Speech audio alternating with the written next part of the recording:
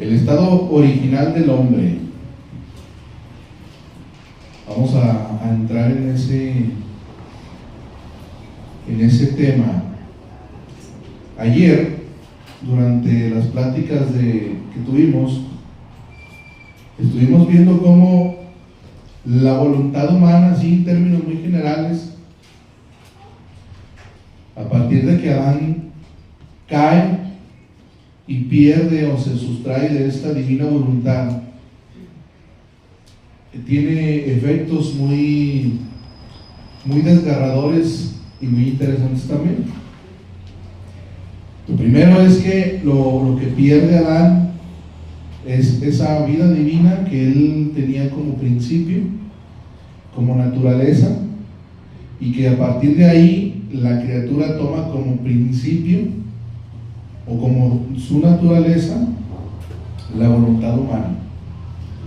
Y que la voluntad humana, dice Jesús, que lo único que nos acarrea viene a ser oscuridad, viene a ser tinieblas, y es como si la criatura estuviese atrapada en un laberinto tenebroso, a oscuras.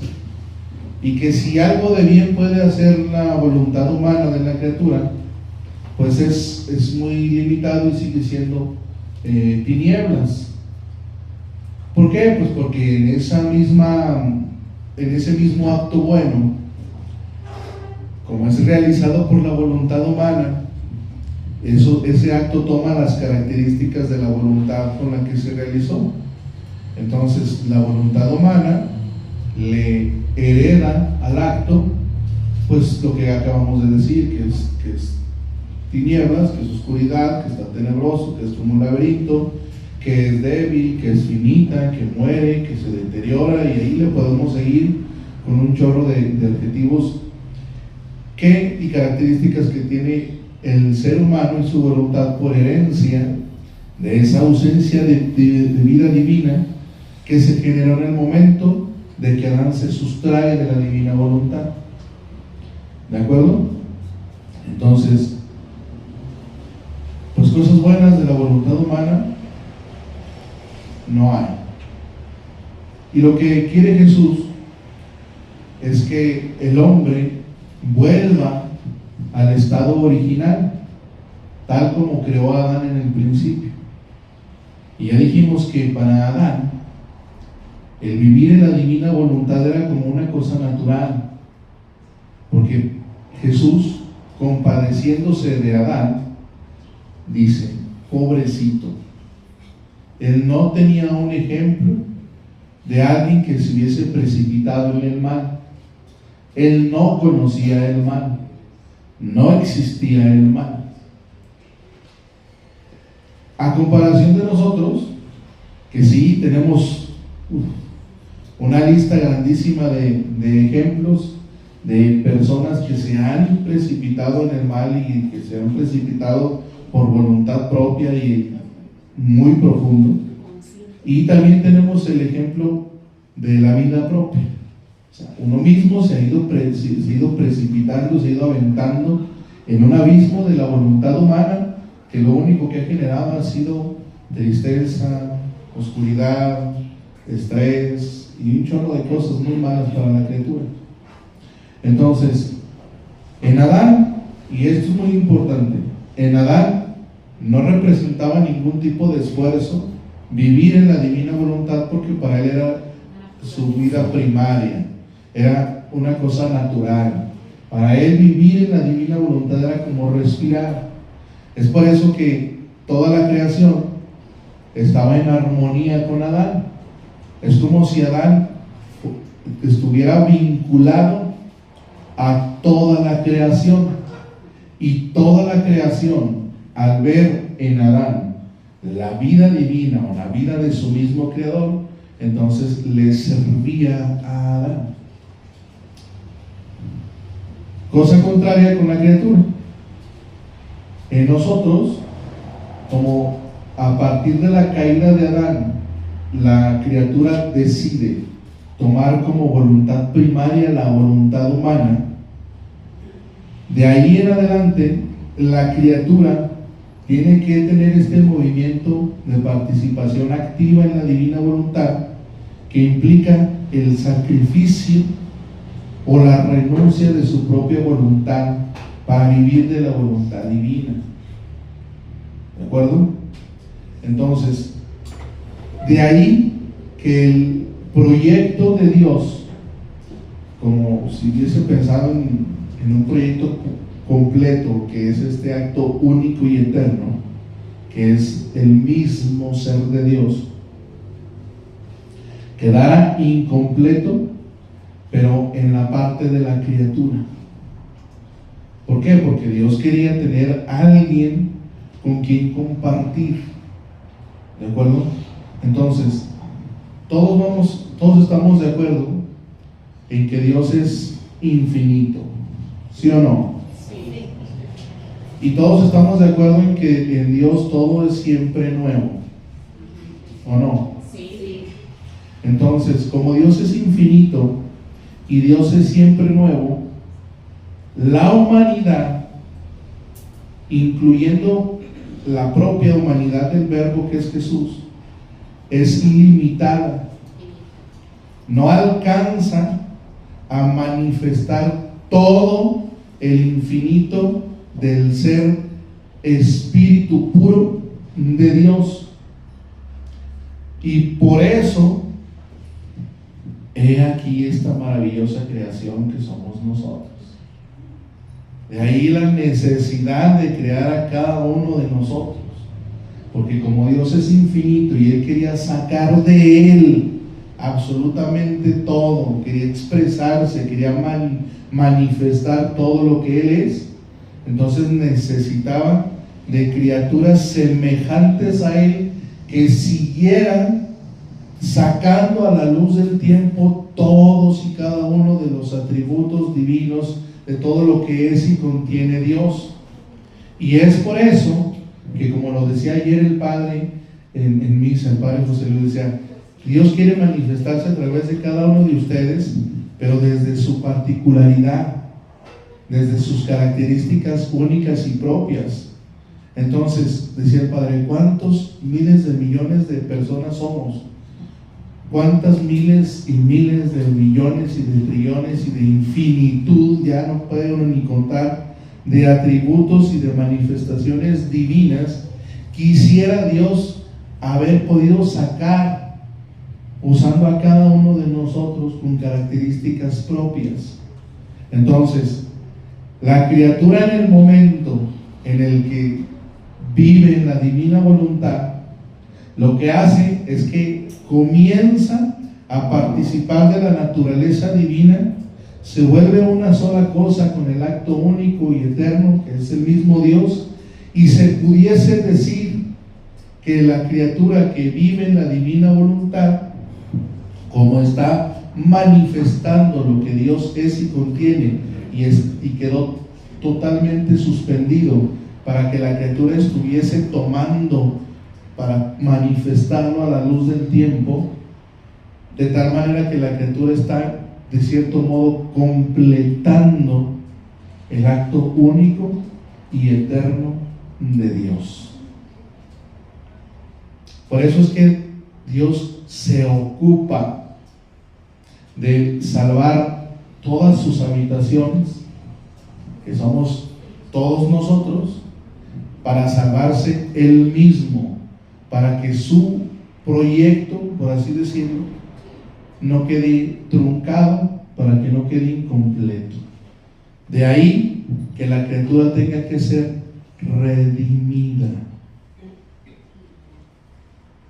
Si no nos ocupara para esto que acabamos de decir, entonces pues Dios, no, ya se perdió, con ni modo, yo voy a seguir en lo mío. Pero no, la criatura es una pieza, por así decirlo, fundamental de este rompecabezas que es el acto único y eterno de Dios. Entonces, en la lectura 1522 de mayo 8 de 1923, Jesús nos dice que solamente la divina voluntad pone al seguro todas las gracias del cielo. Todas las gracias del cielo.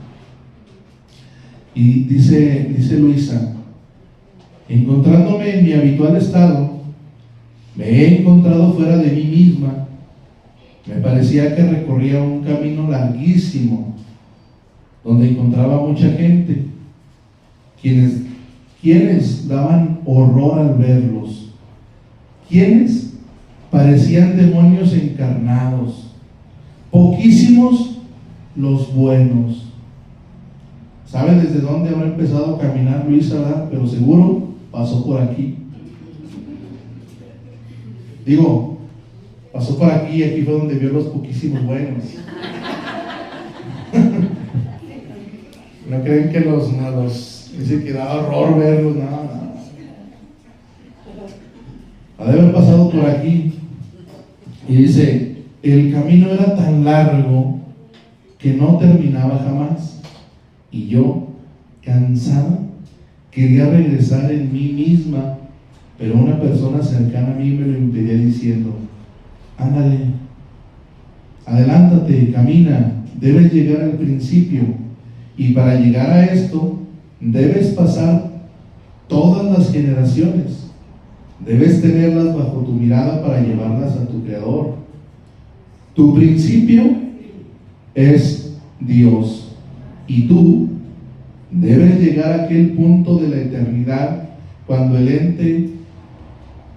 Eterno creaba al hombre para recibir todos los vínculos de la creación y reanudar todas las armonías que pueden existir entre creador y criatura. Entonces, ¿qué le dice a Luisa? Tu principio es Dios. Y nuestro principio es Dios. Entonces, en alguna ocasión una persona me decía: si un acto hecho en la divina voluntad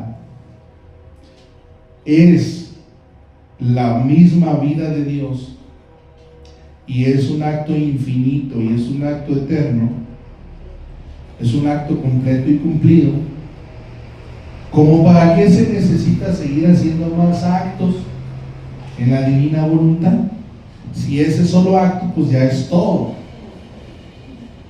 Y ahora sí, como dijo un amigo, sí y no.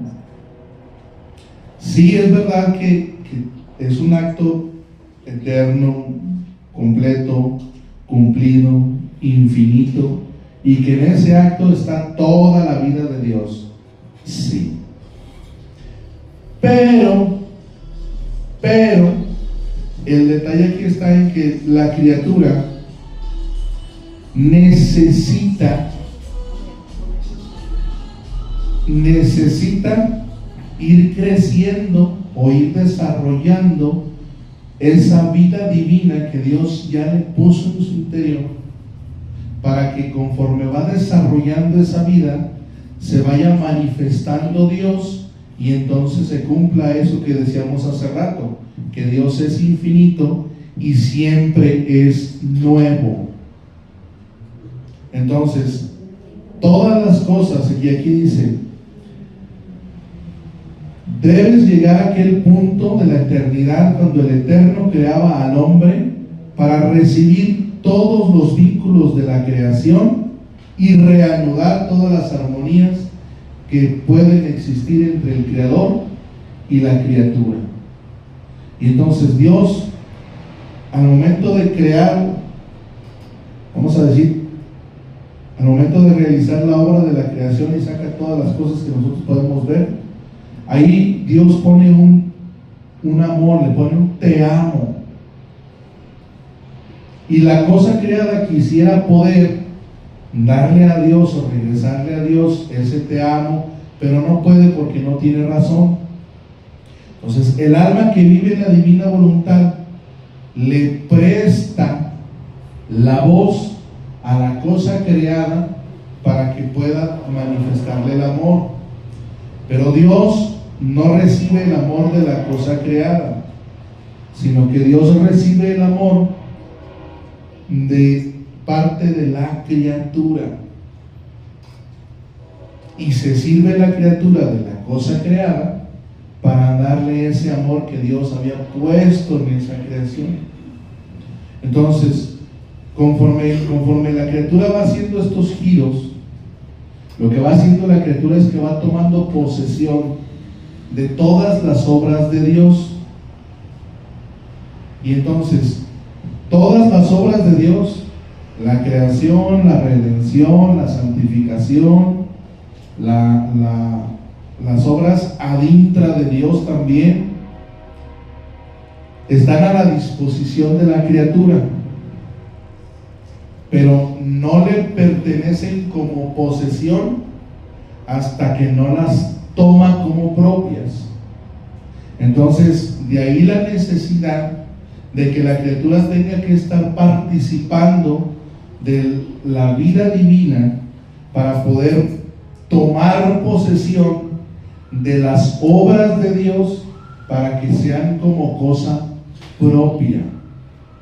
Porque de otra manera, aun y cuando la vida de Dios sea mi herencia, si yo no la tomo, si no la poseo, pues esa herencia ahí está, pero está aislada. Dicen que es mía, pero está aislada. Entonces, para que pase a ser posesión, ¿qué tiene que hacer? Tengo que tomarlo. Entonces, si ustedes le dejan en herencia una casa, pero nunca han ido a tomar posesión, o sea, la casa es de ustedes, pero no es de ustedes, porque nunca han ido a buscar esa casa, no saben dónde está ni nada. Pero en el momento en el que ustedes van, se presentan, conocen la casa y toman posesión de ella, ya empiezan a conocer los cuartos que tienen, todo lo que mide. Entonces ya empiezan a conocer y empiezan a tomar la posesión de la misma. Ahora sí ya pueden decir, es mía, porque ya la conozco, ya la recorrí, y ahora puedo hacer con ella lo que yo quiera. Eso mismo pasa con toda la vida de Dios, con todas las obras de Dios.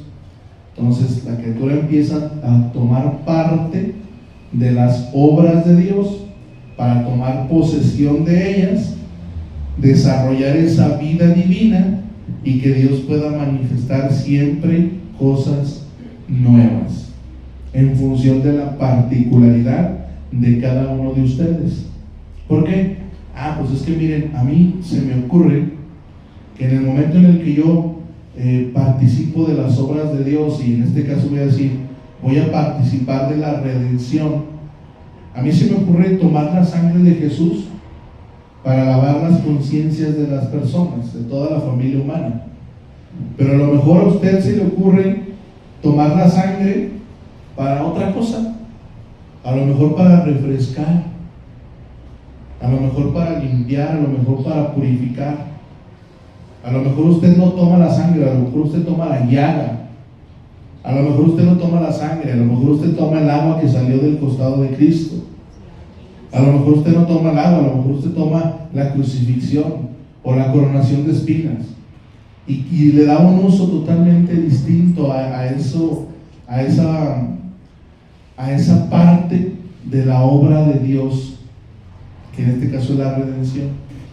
Entonces, sí se da cuenta cómo incluso toda nuestra particularidad y nuestras características hacen que yo, participando de la misma vida de Dios de la que participan todos los demás, pueda manifestar una cosa distinta, y eso es lo que Dios quiere.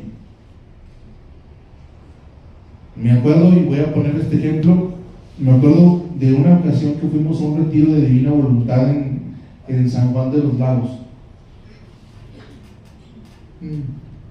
y llegamos y nos dieron unas libretillas de oración, unas libretas así chiquitas, bonitas, y decía que era mi libro o algo así de mis oraciones, y hasta nos dieron pluma, mi libro de oraciones, y algo así, tenía una imagen y toda la onda. Luego uno lo abrían y estaba en blanco, no traía ni una, o sea, traía el puro título. Y ya conforme fuimos escuchando el retiro, ya captamos la idea. de que es precisamente esto que estamos diciendo ahorita. Dios no quiere que usted llegue a decirle lo que yo le estoy diciendo desde mí. Obviamente que tomar las oraciones, los giros de Luisa al principio, para yo darme una idea, para irme acostumbrando a estos modos, está perfecto, claro que sí. Pero si usted ya tiene 30 años conociendo la divina voluntad y le sigue repitiendo lo que dice Luisa, un día se le va a aparecer Jesús ya bien harto y le va a decir: ya, mija, pues esos son de Luisa, usted dígame lo suyo.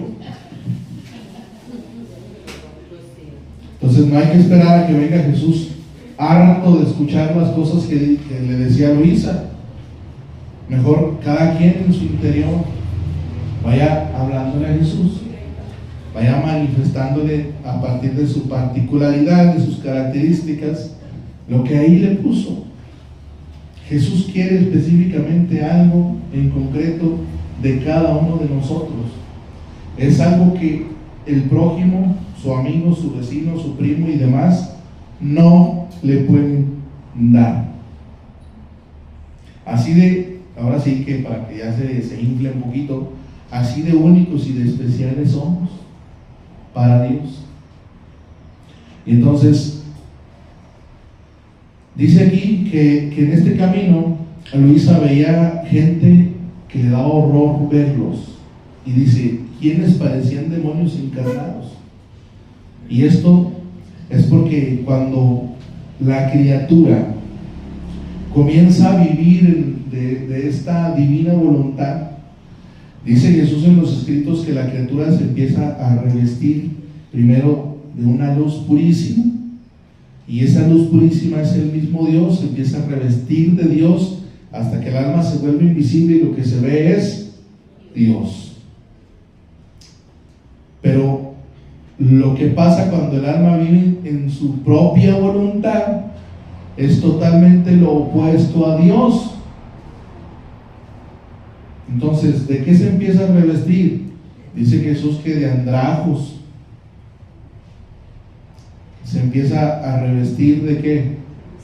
De miserias y de qué.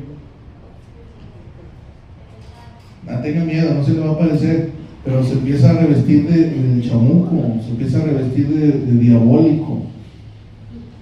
Eso es lo que pasa con nuestra voluntad. Traemos un disfraz de demonio, que si usted se lo deja por mucho tiempo se le va a encarnar como las uñas.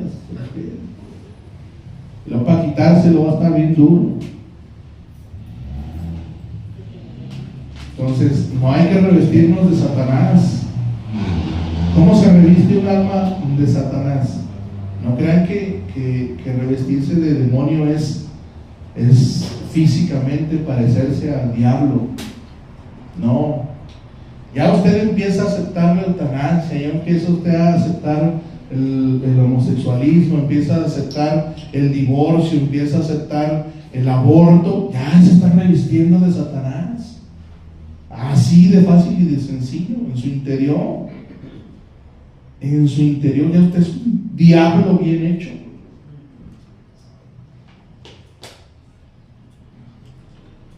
Entonces, la vida divina, la voluntad divina, genera el efecto contrario.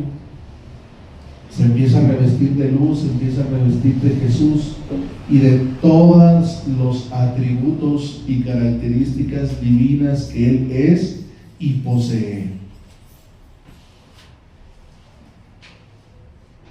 Dice: amor mío, ¿qué camino tan largo he debido recorrer? Me parece que hace siglos que no te veía y que no encontraba aquel que forma mi vida.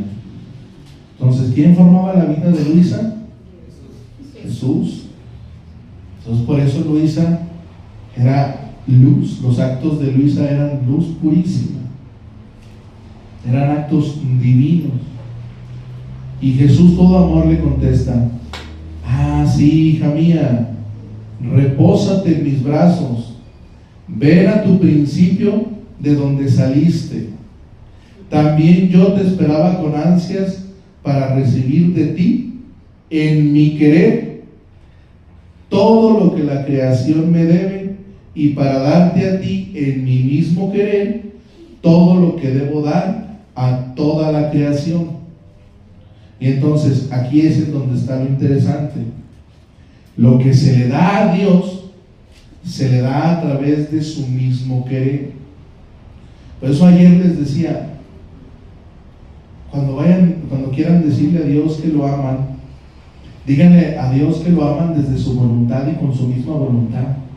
Aunque ahorita a usted no le haga mucho sentido y no lo entienda del todo, usted así dígale que lo ama con su misma voluntad. Va al banquete del Señor y va a recibir a Jesús de Eucaristía, ahí en lugar de ir formado y viendo a ver quién está de conocidos y pensando en que se va a hincar el que sigue enfrente o no piensen eso. Mejor en ese trayecto vaya diciéndole a Jesús que venga a comulgarse a sí mismo en usted, aunque no lo entienda, aunque ahorita no le haga mucho, después lo va a entender, siempre y cuando usted siga leyendo con la buena voluntad y con la intención de pasar a su propia naturaleza los escritos de la divina voluntad. Eso sí, es requisito indispensable. Entonces, lo que se le da a Dios, se le da a través y en de su mismo querer. Y a través de su mismo querer es como Dios nos va correspondiendo. Entonces, aquí existe una verdadera correspondencia entre lo que nosotros le damos a Dios y lo que Dios nos da a nosotros. Pero la correspondencia se da cuando nosotros recibimos de Dios algo y le devolvemos una cosa mayor, una cosa más grande, una cosa más bella, una cosa más linda. Entonces, Dios nos da la redención, ¿sí o no? ¿Cómo le hago para darle algo más grande que la redención? Para que sea algo más grande, tiene que ser algo que Dios no tenga. Entonces lo que voy a hacer, que Dios no tiene, es rehacer o tomar posesión de la redención, hacerla mía, y desde mí, en el querer divino, dársela al mismo Dios, pero con una cosa nueva. ¿Cuál es esa cosa nueva? Pues no sé, ya desde hace rato decíamos, yo voy a usar la sangre para lavar las conciencias, hay quien la va a usar para limpiar todo el alma, hay quien la va a usar para limpiar el alma de los pecados, hay quien va a utilizar las llagas para que se duelan de sus pecados, hay quien va a utilizar la coronación de espinas para quitarle los malos pensamientos, y así cada quien va a hacer lo que quiera. ¿Sí se da cuenta? Entonces, de ahí que exista la necesidad de estar haciendo actos y actos y más actos y más actos en la divina voluntad, de regresar a nuestro principio de donde salimos, que es el mismo Dios. Y dice, solo mi voluntad puede poner al seguro y custodiar con celo todos los bienes que quiero dar a la criatura. Fuera de mi voluntad, mis bienes están siempre en peligro y mal custodiados. ¿Por qué dice que fuera de su voluntad están en peligro y mal custodiados? Están en la voluntad humana. Porque están en la voluntad humana. Y vamos a poner un ejemplo. Dice que todos los bienes están en peligro y mal custodiados. Y luego en las horas de la pasión, Jesús hace una reparación por todos aquellos sacerdotes que tienen el interés al reconocimiento, al amor propio, al dinero, a lo que ustedes quieran, que están de una manera impuros, y por la potestad que Dios mismo le da al sacerdote a la hora de la consagración, él tiene que bajar, pero baja en unas manos sucias. Y él ya reparó por eso. Usted también lo puede hacer, pero él ya lo reparó. Pero ese es un ejemplo de cómo incluso él mismo, siendo el bien máximo, el sumo bien, está en peligro y mal custodiado. Y así todo lo demás, porque está desde una voluntad humana, desde un querer humano.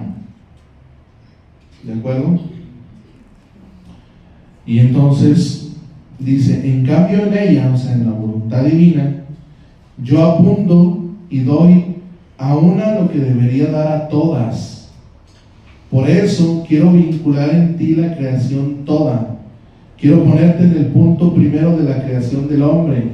O sea, quiere poner a Luisa en el punto de Adán inocente. Y no solamente a Luisa, sino que también lo quiere poner a usted en el punto del Adán inocente, antes de la caída. Ojalá que quisiéramos llegar al punto en el que la divina voluntad en nosotros se manifieste de manera natural, como se manifestaba en Adán.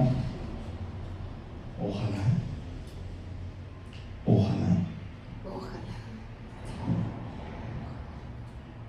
Es mi costumbre tratar al tú por tú con una sola criatura lo que quiero darle y lo que quiero de ella, y después de ella hacer pasar los bienes a los demás. Y esta afirmación de Jesús viene a aclararnos el hecho de que el alma tiene acceso a vivir en la divina voluntad solamente hasta que Luisa se muere. O sea, no hay nadie antes de Luisa que haya podido decir yo vivo en la divina voluntad, porque en Luisa no se establece el reino, pero sí se funda. ¿En dónde es donde se establece el reino de la divina voluntad obrante en la criatura? ¿Dónde? En la Virgen, exactamente.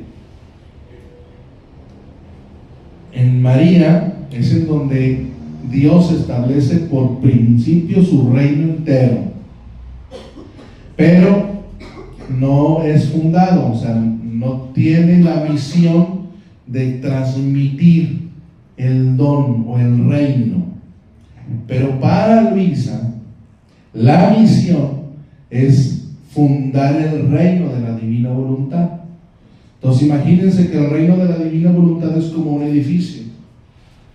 ¿Quién lo construye y lo deja ya todo listo? Es María. Ya está el reino, ya está el edificio. ¿Y quién lo va a fundar? ¿Quién va a cortar el listón para que ya la gente se meta al edificio y empiece a vivir ahí, lo disfruten y todo? Luisa. Pero para poder Luisa fundar ese edificio, para poder Luisa fundar ese reino, pues Luisa se tiene que meter al edificio y conocer absolutamente todo, hasta los más mínimos rincones. ¿De acuerdo? Para poder después darle acceso a todos los demás que quieran vivir en el reino de la divina voluntad. Porque el don de la divina voluntad obrante en la criatura, siendo un don universal, es para todos los que lo quieran. O sea, el acceso está para todos, pero tristemente no todos lo van a querer. Entonces, ¿usted quiere el don de la divina voluntad obrante en la criatura? Sí. ¿Sí o no? Sí. Pues haga actos en la divina voluntad, ya pase del volumen 1. Ya después de 15 años con el volumen 1 ya póngase pilas y ya debe. No es mucho, ¿no? Es que imagínense que, bueno, yo les comparto que de manera personal, para mí leer los escritos es como platicar con Jesús. Pero imagínense tener la misma plática 15 años, no pasar de una misma lectura 15 años y luego sin entender lo que dice. como si estuviera hablando con alguien en chino, 15 años, ¿no? O sea, ¿qué dirá? Entonces cámbiale el idioma al español y empiece a tener esa plática con él así, amena, exacto, tú por tú, a ver qué le va a platicar, a ver qué le va a enseñar, a ver qué lección le va a dar. Él es el guía, él es el maestro, él es el capitán, él es el único que puede decirle por dónde. No hay nadie. Y hay una lectura en el volumen 13, me hace que es la lectura 37, por ahí, pero lo que no me falla es el título, que es la barquita de luz. Y ahí en esa lectura Jesús le dice a Luisa, mira, dice Luisa que ella ve un mar inmenso de luz, así grandísimo, de pura luz, y dice que ella va en una barquita de luz. Dice, pero que esa barquita es ella, y que Jesús le fue quitando las partes de la madera para irle cambiando las partes de madera por partes de luz. Y esa parte de madera que le va quitando Jesús a Luisa es precisamente todos nuestros apegos, los malos y los santos, también hay que decir, toda nuestra concupiscencia, todas nuestras pasiones, todo aquello que no es de Dios, hasta que quede solamente voluntad divina y esa barquita se vuelve una barquita de luz. Entonces la barquita de luz es el alma de Luisa, y también ustedes son una barquita en ese mar inmenso de luz. Pero si usted siente, cree o percibe que su barquita es todavía de madera y con unos clavos de fierro, pues ya váyanselos quitando usted, para que se conviertan en partes pero de luz. Y entonces, después de que ya esté luz, ve Luisa que está Jesús en la mera punta de la barquita. Él es la punta de la barca, Él es el capitán. Y entonces Jesús le dice que no hay ni existe nadie que conozca el mar inmenso de su divina voluntad, que para vivir en ese mar, para entrar en ese mar inmenso, no existen ni maestros, ni guías, ni puertas, ni llaves, ni candado, ni no hay nada. Si yo soy el único que lo conozco, y soy el único que puedo hacer que esa barquita de luz se adentre en este mar, y dice que incluso se sumerja. Entonces ya la barquita ya se volvió submarino. Y dice, y hay quien la recorre a una velocidad increíble, hay quien se va despacito. Pero ¿quién es el que la guía? Jesús. ¿Quién es el que le enseña? Jesús. ¿Quién es el maestro? Jesús. ¿Quién es el guía? Jesús. ¿Quién es el capitán? Jesús. Y todavía decir que no entendemos, no, hombre. O sea, es como decir que Jesús no la hace de maestro. Es como decir que Jesús no sabe explicar, como que Jesús no la arma de guía. ¿Cómo que no la va a armar? ¿Cómo que no va a poder? Si es el mar inmenso de su mismo ser, de su misma divinidad. No le pegue. Entonces déjese guiar, déjese enseñar por Jesús. Déjese guiar y déjese enseñar por Jesús.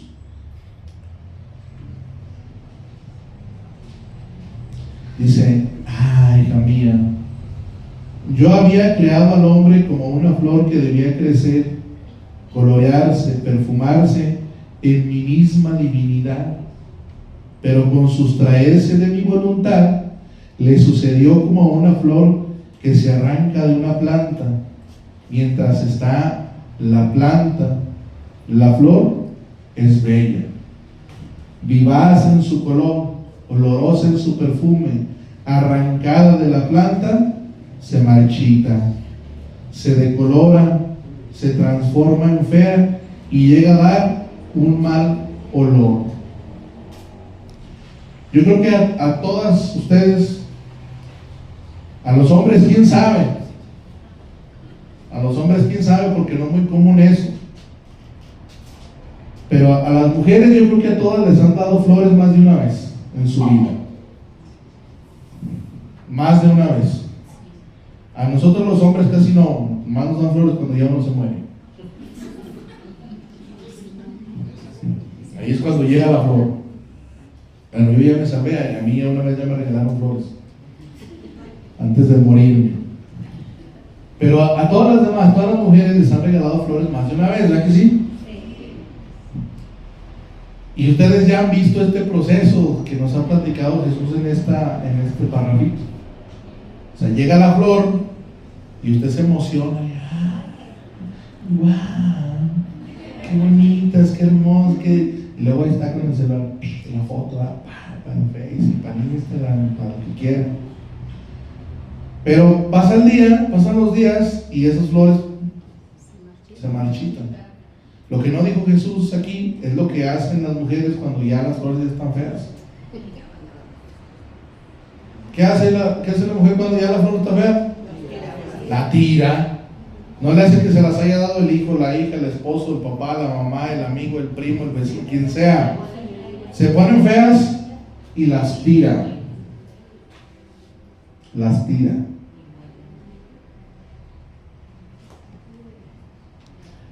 Jesús no nos tira nomás porque todavía tiene esperanza, ¿verdad?, de reinjertarnos en esa planta. Pero vamos a cambiarle, no es una planta, es un árbol, que es el árbol de la vida, que es el mismo Jesús. Todavía tiene la esperanza, porque Él sabe que si se injerta, vuelve a la vida. Entonces, no esté esperando a que Jesús la tire como una flor marchita, seca, sin colores, sin olores, ni con agua putrefacta, porque también el agua de las mismas flores se pudre. ¿Sí se da cuenta? Entonces no se espera que Jesús la tire como una flor marchita. Mejor únase a ese árbol de la vida, para que usted sea una flor bella, viva, de colores vivos, con un perfume bonito. Le dice: qué suerte fue la suya y qué dolor para mí, que con tanto amor quería hacer crecer esta flor en mi divinidad para deleitarme y recrearme con ella. Ahora, esta flor arrancada con mi omnipotencia, quiero hacerla brotar trasplantándola de nuevo en el seno de mi divinidad. Pero quiero un alma que quiera vivir en el seno de mi querer. Ella será la semilla que se prestará a mí, y mi voluntad hará todo lo demás. Así regresarán mis delicias de la creación, me recrearé con esta mística flor y me reharé de la creación. Entonces, hay una lectura muy bonita en los escritos de Luisa, en donde Luisa está hablando con Jesús de un santo que era como el preferido de Luisa. Este santo es San Luis. Y entonces Jesús, al ver que Luisa está admirando tanto a San Luis, Jesús le dice: mira, San Luis es una flor muy bella, pero es una flor que brotó de mi humanidad. ¿De acuerdo? Dice: pero tú serás una flor que brotará del interior de mi humanidad, o sea, va a brotar de mi divinidad. Eso es lo que pasa. O sea, todos los santos han sido flores trasplantadas en Dios, sí, con un olor bellísimo, con colores hermosísimos. Para esos que dicen en la iglesia, es que murió con un olor a santidad. Entonces, es que la metáfora de la flor, pero es una flor del exterior de la humanidad de Cristo, o sea, de imitar imitación de Cristo, como decía Tomás de Kempis. Pero ahora no solamente a Luisa, sino cada uno de ustedes les está dando la oportunidad de ser trasplantados, no en el exterior, sino en el interior de Jesús, en la divinidad, para que brotando de la divinidad tome todos los nutrientes necesarios para que el color sea divino, el perfume sea divino, el crecimiento sea divino, y así de todo lo demás. Entonces, sea una flor divina, divina. No se quede siendo una flor marchita esperando a que la tiren por ahí. Entonces, luego Jesús le dice a Luisa en el volumen 24, la lectura número 4, de abril 4 de 1928, le dice: el conocimiento es el portador de la vida de nuestro acto. El conocimiento es el portador de la vida de nuestro acto y el portador de la posesión por la criatura de nuestros bienes. Así que los conocimientos sobre mi voluntad tienen virtud de formar su reino en medio de las criaturas. Por eso es la importancia y la insistencia de que ya deje de tener ahí olvidado sus libros de la divina voluntad. Hay muchas versiones, mire, aquí no hay manera de decir que no. Usted puede comprar, hay una versión que es de colores, tiene una letra un poquito más grande para todos aquellos que están como lloviznando, que no alcanzan a ver nada. Hay una versión de 7 libros. En esos 7 libros, en esos 7 tomos están divididos los 36 volúmenes. Hay otra versión de 2 tomos en donde mitad y mitad. Y hay otra versión en donde en un solo tomo están los 36 volúmenes, así con letra como tipo Biblia. Y también lo puede tener en digital. O sea, usted lo puede tener hasta en su celular. Entonces no hay manera de que usted le diga a Dios: es que no se podía, estaba bien difícil conseguir esos libros. No, mire, usted los puede comprar, más, son hasta gratis, usted lo puede hasta descargar de internet. O sea, no hay manera de que usted le diga a Dios: es que no se pudo. No había manera, amigo. O sea, aquí no hay forma de que usted le diga a Dios que no. Y le voy a dar una sentencia. A mí me gusta mucho decir que la divina voluntad es la mafia más grande y más hermosa de todas, porque de la divina voluntad usted no sale ni con los pies por delante. O sea, usted ya entró y ya no hay manera de echar reversa. No puede usted decir que ya no se puede. Y le voy a decir por qué. De lo que vamos de ayer a hoy, ¿ya se entendió que lo que Dios quiere es que usted haga actos divinos? ¿Sí o no? Sí. Pues el día que usted se muera, si usted de ahorita se va y dice: no, están locos, yo no quiero saber nada, yo mejor voy a hacer lo que yo quiera, está bien, váyase. Pero el día que usted se muera, cuando ya esté delante de la presencia de Dios, Diosito le va a decir: oye, mi reina, ¿y dónde están tus actos divinos? No, pues ¿cuáles?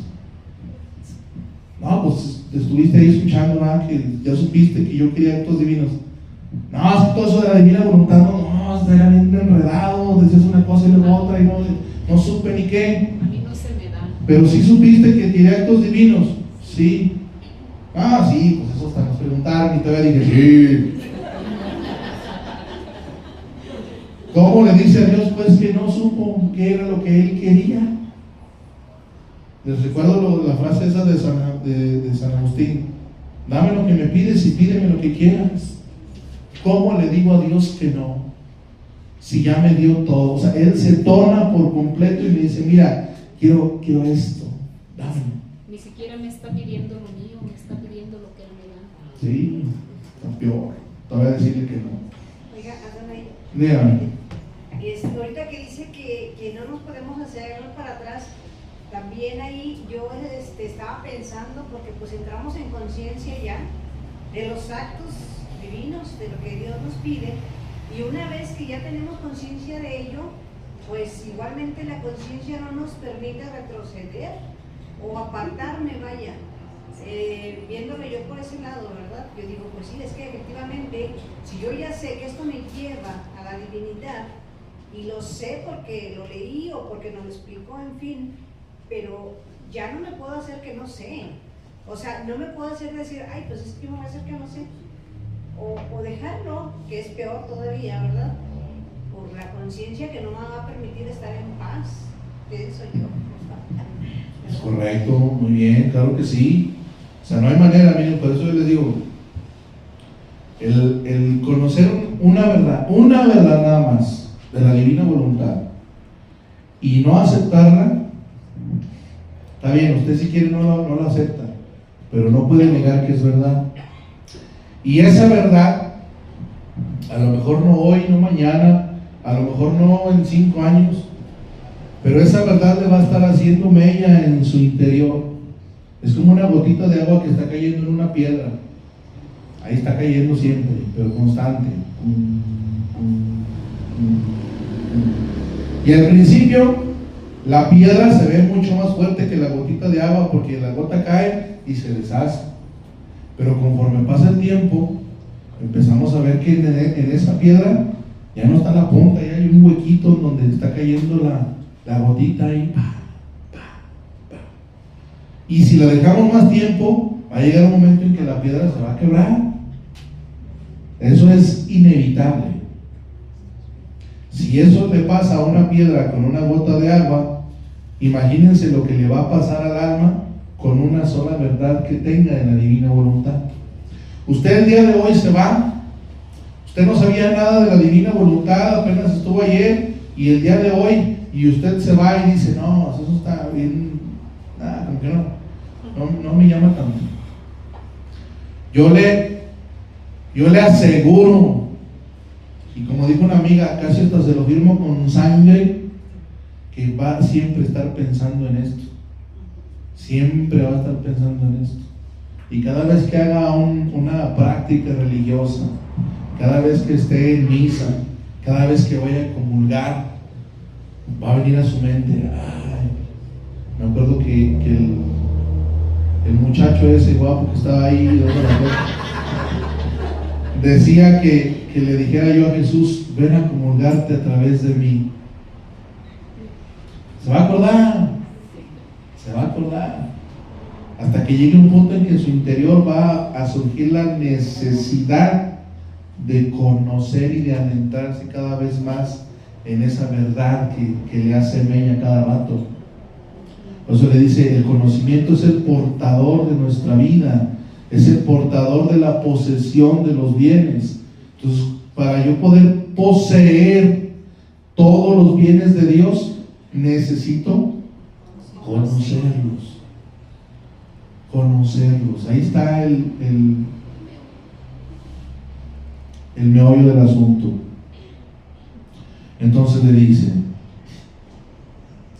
porque tal ha sido nuestra finalidad al haberlos manifestado, y si en la redención quise descender del cielo para tomar carne humana, fue porque quise descender en todos los actos humanos para reordenarlos.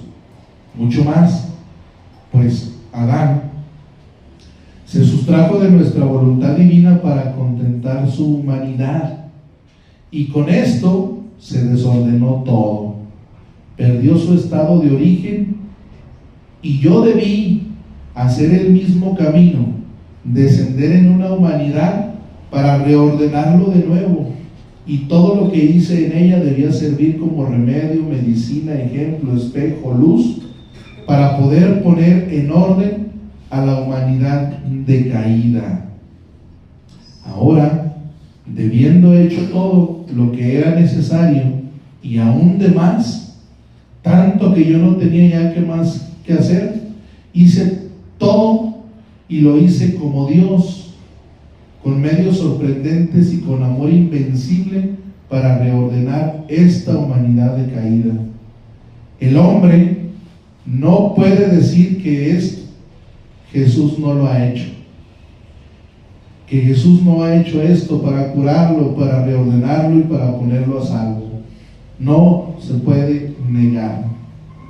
Todo lo que yo hice en mi humanidad no fue otra cosa que preparación y remedios que percibía para sanar la familia humana, para regresar de nuevo en el orden de mi divina voluntad. O sea, que la redención no fue el fin último, sino que fue la preparación para que la criatura regresara al orden de la divina voluntad. Entonces, ¿usted ya está redimido, sí o no? ¿Y se quiere quedar con un proyecto incompleto, o después de haber sido redimido quiere llegar al orden de la divina voluntad? Sí. Ya usted decida qué es lo que usted quiere. Usted va a decidir: sí quiero vivir en esta divina voluntad. Sí quiero deshacerme de mi voluntad, que es oscuridad y que es tinieblas. Sí quiero renunciar a estar perdido en mi voluntad, que es un laberinto oscuro, de donde no sale nada bueno. Ya, a oscuras a nadie le gusta estar. Entonces, piénselo un poquito, asimílelo. Es como Él nos puso el ejemplo, con la redención Él nos puso el ejemplo.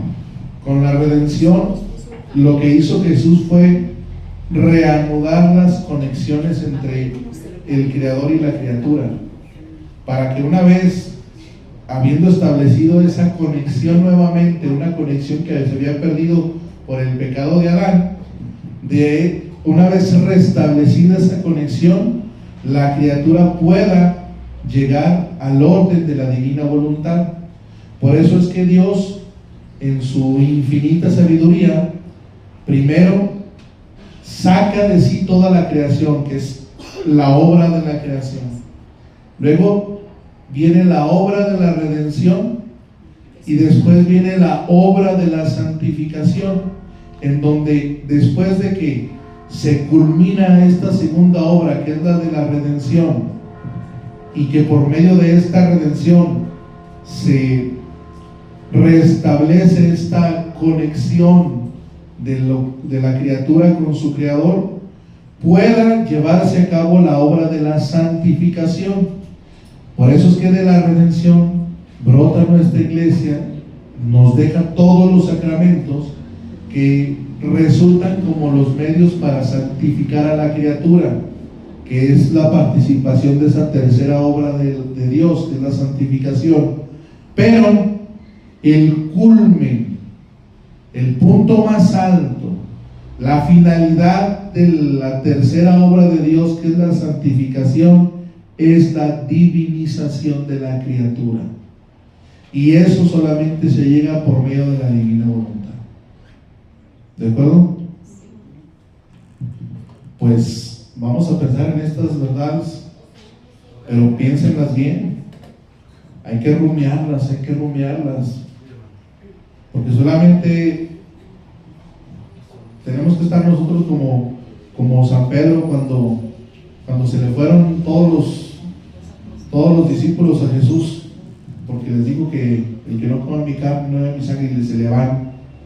Y luego Jesús, sin miedo, voltea con sus apóstoles y les dice: ¿qué? ¿Ustedes también se van? ¿Y qué dice Pedro? Señor, ¿a quién iremos? Solamente tú tienes palabras de vida. ¿Y qué le dice Jesús? Eso tú lo dices porque te ha sido revelado de lo alto. Entonces, vamos poniéndonos en la disposición de elevarnos un poquito, para que sea la misma luz del Espíritu Santo la que nos ilumine el entendimiento y podamos, valga la redundancia, entender y comprender las verdades divinas que Dios nos participa o nos regala a través de los escritos de la divina voluntad. Pues gloria a Dios.